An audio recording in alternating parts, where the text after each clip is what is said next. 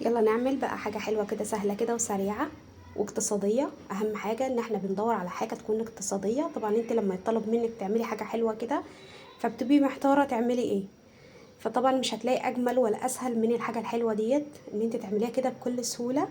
زي ما انت شايفة الجمال. طبعا معانا جيلي كده وكاستر. يا رب كده الطريقة دي تعجبكم. فعلا كانت سهلة وكانت جميلة، طعمها اجمل بكتير من شكلها كمان. مش عايزه اقول لك قد ايه كانت جميله. لايك بقى وشير، ويلا بينا بقى نقول لكم هنعمل ايه. نسمي الله ويلا بينا نبدا. طبعا انا مرضتش ان انا اعمل الكيكه. انا كنت عامله الكيك قبل كده معاكم كذا مره، اللي هو كوبايه واحده من الدقيق وبيضايه واحده. فطبعا قلت بقى هنبدا كده الفيديو على طول زي ما انت شايفه كده.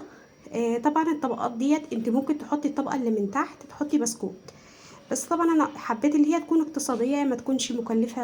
يعني طبعا احنا عارفين ان البسكوت هيكلفنا كتير، فحبيت اللي انا اعملها اقتصاديه على قد ما اقدر.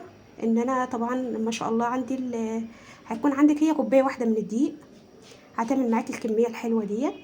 وهتكون طبعا معاكي بيضايه واحده، نص كوبايه من اللبن، نص كوبايه من السكر. طبعا من كل حاجه يعني السائل، والزيت ربع كوبايه، يعني نص سكر وربع زيت ونص لبن. طبعا هتكون معاكي الكيك الجميل ده، وكوبايه من الدقيق.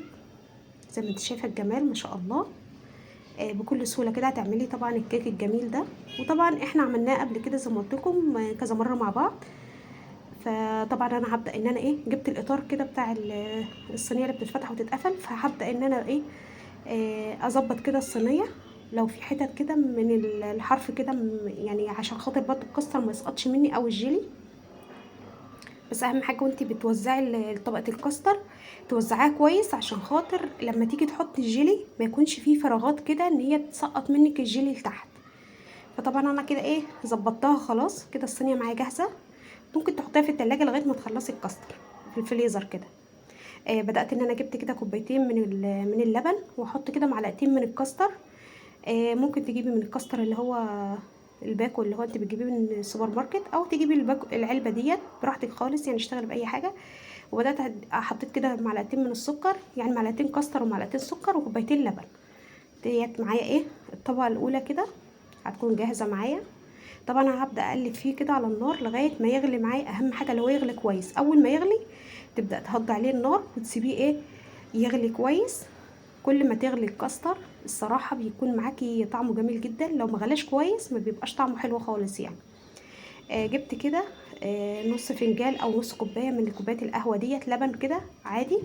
هبدا ان انا اسقي كده الكيك عشان الكيك يبقى معايا طري. انا محتاجه ان الكيك يكون طري معايا.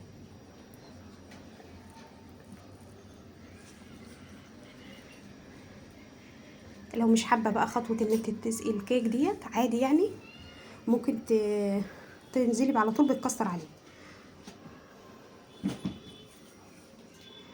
بدات ان انا خلاص كده خلصت زقيت الكيك. وهبدا هبدا احط بقى الكاستر كده زي ما قلت لك. طبقه الكاستر ديت وزعها كويس.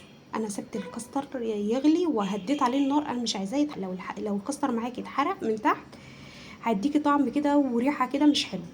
فطبعا هو انا ما فيش غير ان انا بقيت اقلب فيه، واول ما حسيت ان هو تقل معايا بدات هديت النار وسبته يعني شويه حلوين على النار كده، واقلب فيه لغايه كده ما بقى كريمي زي ما انت شايفه كده. وشايفه الجمال ما شاء الله.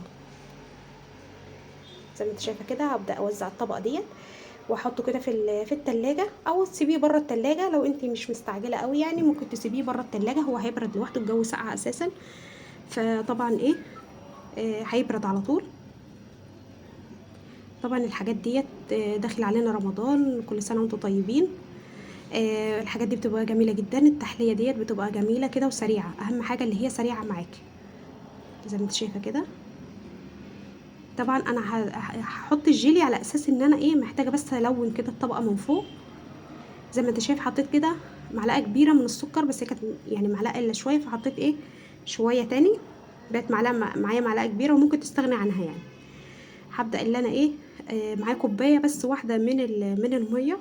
هبدا سخنت كده نص كوبايه الميه، وهبدا احط عليها باكو الجيلي كده، وهبدا ارفعه على النار هاديه خالص كانك بتعملي قهوه. واقلب فيه كده لغايه ما يدوب معايا خالص. طبعا انا بحب الطريقه ديت، بتخلي الجيلي معايا كده دايب وحلو.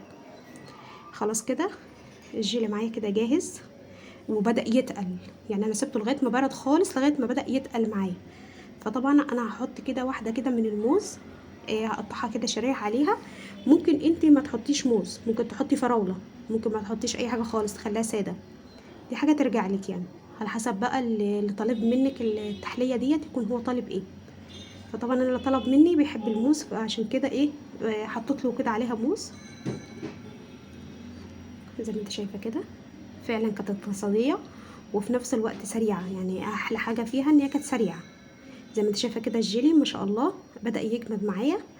وطبعا الكاستر كان بارد خالص. هبدأ بقى ادخلهم التلاجة كده، يا دوبك كده هتاخد معايا، يعني مش عايزه اقولك مش هتكمل نص ساعه. وفي نفس الوقت لو حتى لما بتطلعيها من التلاجة لو قعدت بره التلاجة، انا فعلا قعدت معايا بره التلاجة فتره، ما كانتش بتسيح ولا اي حاجه. يعني ما شاء الله الجيلي فضل جامد معاها لغايه ما يمكن باتت حته بره التلاجة، ما جرالهاش اي حاجه، ما ساحتش ولا اي حاجه. طبعا بدات ان انا اشيل كده ايه الاطار كده بتاع الصينيه. خلاص كده ما شاء الله بقت جاهزه كده معايا. حابه تقدميها كده مفيش مشكله. حابه بقى عندك كريم شانتيه كده مخفوقه، ممكن ان انت تجيبي تعملي روزيتات كده زي ما انا هعمل. انا جبت يا دوبك بالظبط معلقتين من كريم شانتيه، وبدات اللي انا ايه هعمل بيها كده روزيتات كده. الصراحه كانت طعمها جميل جدا. طبعا زي ما قلت لكم احنا بندور كده على حاجه كده تكون سهله كده وتكون سريعه في نفس الوقت. يعني ممكن مثلا بيبقى معاكي يوم الجمعه يطلبوا منك حاجه حلوه، فطبعا ايه مش هتلاقي اجمل ولا احلى من ديت ان انت تعمليها كده سهله وسريعه، ما تقفيش كتير ولا اي حاجه. جنب مني كده عملت الكيك، وبدات اللي انا ايه اعمل الطبقات كده واحده واحده. يعني كل ماده كده اروح ايه عبال ما الطبقه تهدى اروح عامله الطبقه التانية. ويا رب تكون فيديوهاتي كلها بتعجبكم وتخشوا كده وتدعموني كده. اهم حاجه اللايك بتاعكم، عشان اللايك ده يرفع لي الفيديو، والاشتراك برضو تنوروني كده وتشرفوني في قناتي كده. طبعا قناه اكلات بسيطه منوعه مش هتكبر غير بيكم. ربنا يا رب يديمكم كده نعمه في حياتي. طبعا قطعيها بقى كده بسم الله ما شاء الله. مش عايزه اقول لك عملت معايا كميه حلوه وفي نفس الوقت كانت سريعه، يعني كميه كانت ما شاء الله جميله جدا الصراحه. شايفه قد ايه الطبقات بتاعتها جميله. وطبعا عشان احنا برضو كنا في الكيك، كنت جايبه كده معلقه من الكاكاو، قلبتها على شويه من الكيك وبدات ان انا اصبها واقلبها كده عليه على الكيك من فوق عشوائي. بصي ادت لي لون بقى من جوه من قلب الكيك كده جميل جدا الصراحه. طعم ولون، يعني كانت الصراحه الطبقات بتاعتها جميله جدا. مش عايزه اقول لك قد ايه كانت شايفه الجمال.